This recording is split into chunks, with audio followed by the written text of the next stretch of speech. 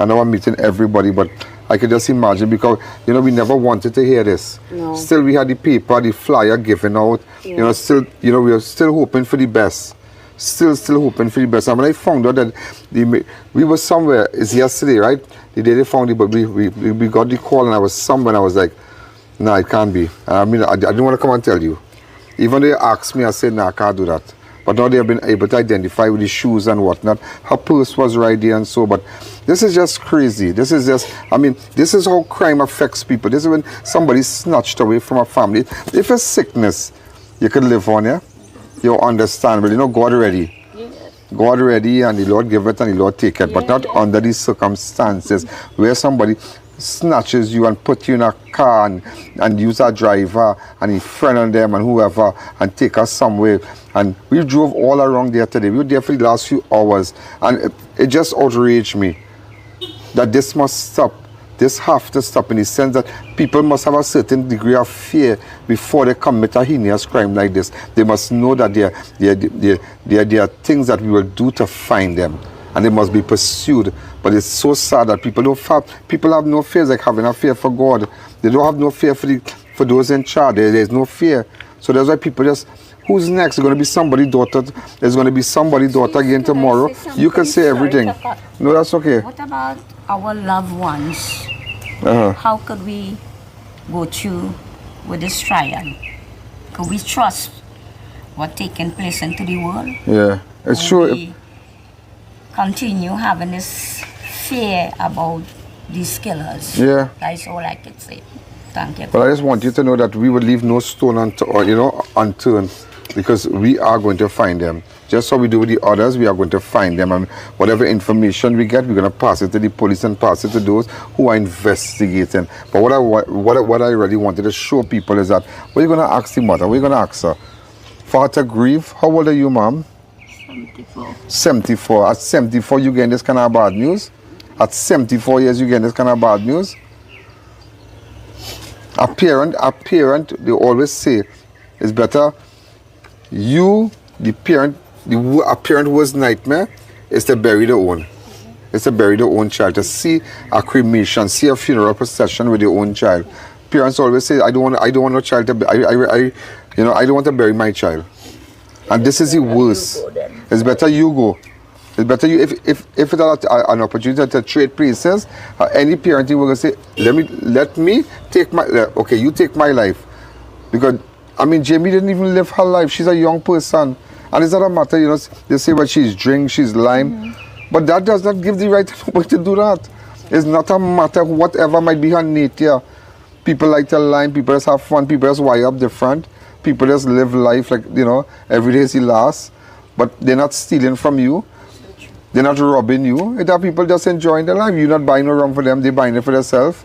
And they're enjoying their life. But that does not give nobody the right to hold somebody and take advantage of them and place them out of the vehicle. Huh? A slaughter. Yeah.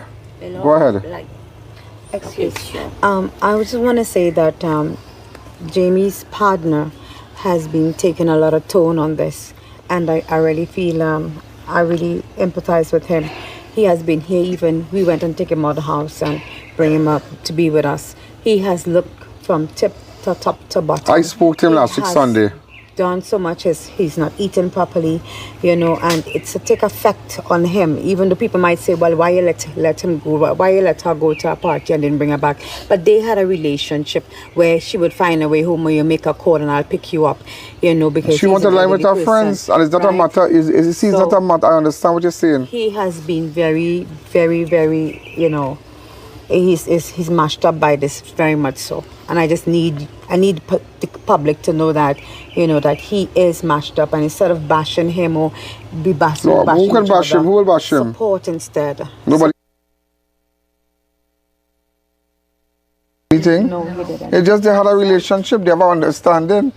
There are people who live in with people, and their wife could go out and come late and go online with you. And there's people have that understanding. It might be unusual for certain people. It might be unusual for you. It might be unusual for you. It might be unusual for people who are watching.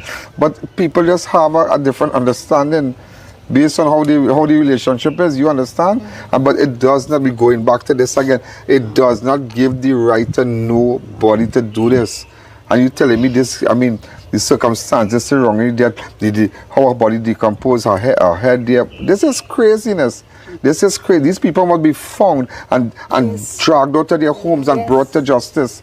Those in authority, we should have no mercy on them, because this is crazy. People are committing too much a heinous crime. This is what happens. This is what happens when this is behind the scenes. How it affects an entire generation. You think this woman Christmas coming next month is Christmas? What kind of Christmas them going to have? Nothing at all. Not.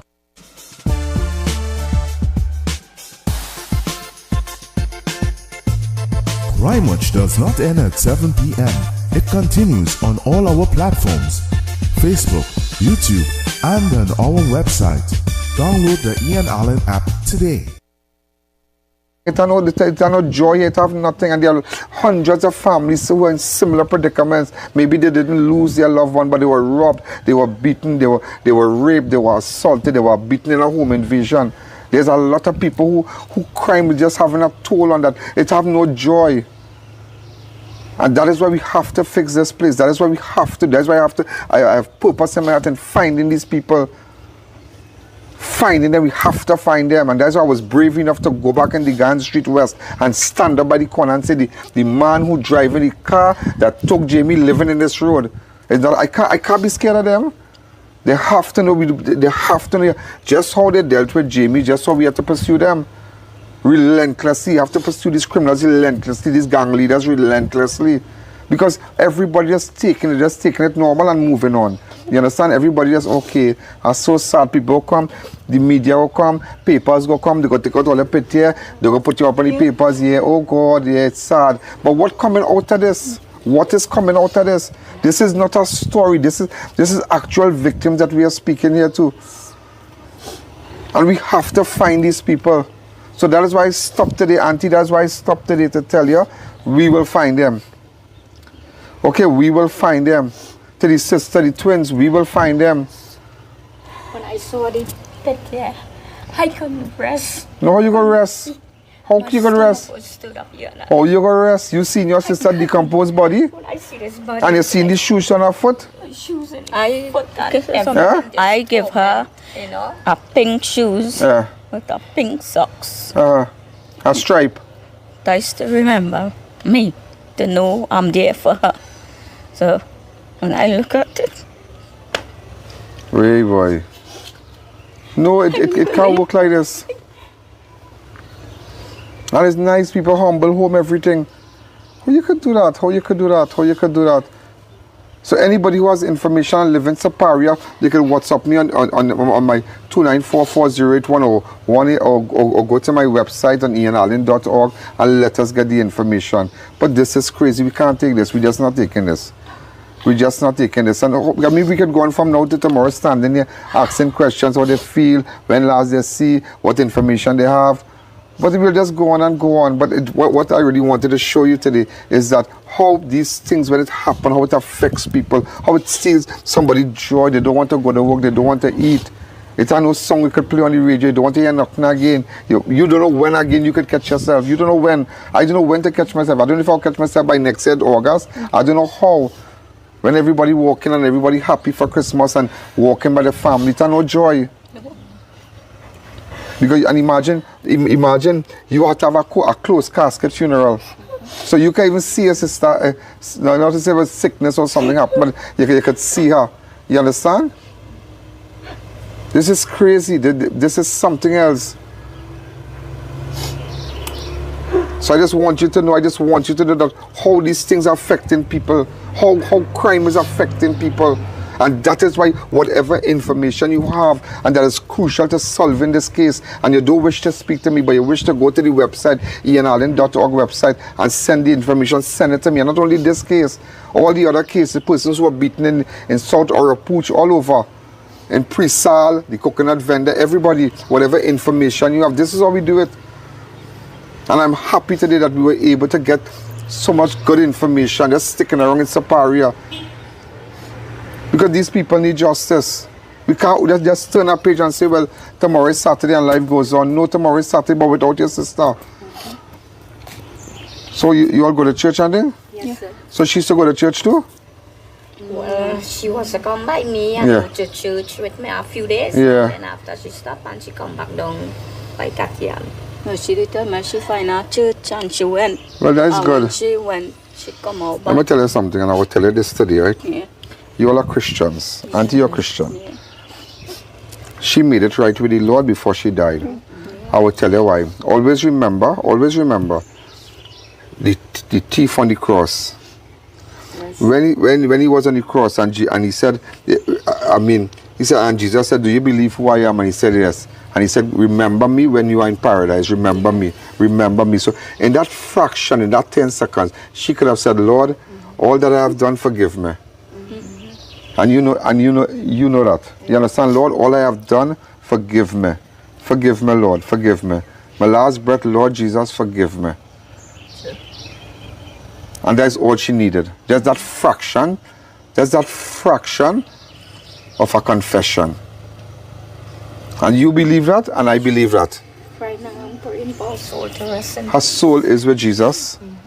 Her soul is with the Lord. But she's not going to come back in peace. She's not going to come back. Good. But the most important, and what gives us that kind of assurance and that strength, is that she has made it to the promised land, to heaven. But she didn't deserve under the circumstances. So sometimes when things happen, even people with suicide, sometimes people could just say, well, anybody who killed themselves, they're going to hell. No, because you don't know the extent they reach in the depression. But you see that fraction of a second where the very thought and where you can say, Lord, maybe it can't come out your mouth, but in your mind you're saying, Lord, forgive me. And today, take my body, take my soul.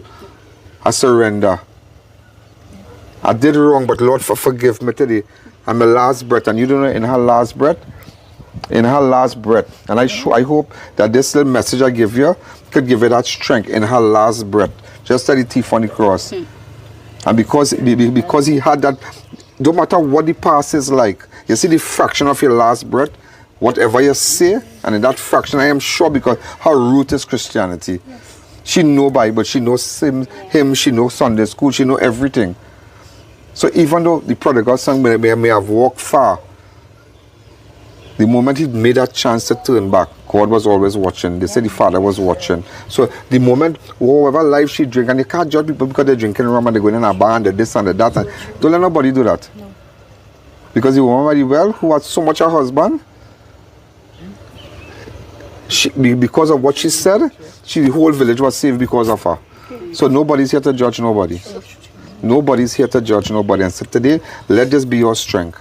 That in the fraction, in the time that she was able to just think and breathe, she confessed that Jesus Christ is Lord. You understand? As Christians. I mean, we respect everybody, but as Christians to Christian. You understand? We respect the Muslim, we respect Hindus. Everybody have their belief.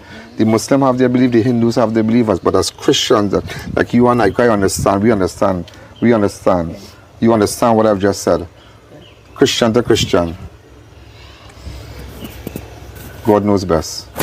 And let that be assured. Let the Lord, God give you that strength. Read your Psalms and things, and let God give you that strength. All right? Honest, I cannot read, but yeah, but still, you understand? A from the Bible. I show the pastor will come and think, the rev, they come and the church people come and think. Not yet. Well, not as yet, but they will check all whoever, but this is a time that all unite as a family. And don't blame nobody. You can't blame one another. And you're going to bring back another. Don't blame. All right? So you all be good. Meeting.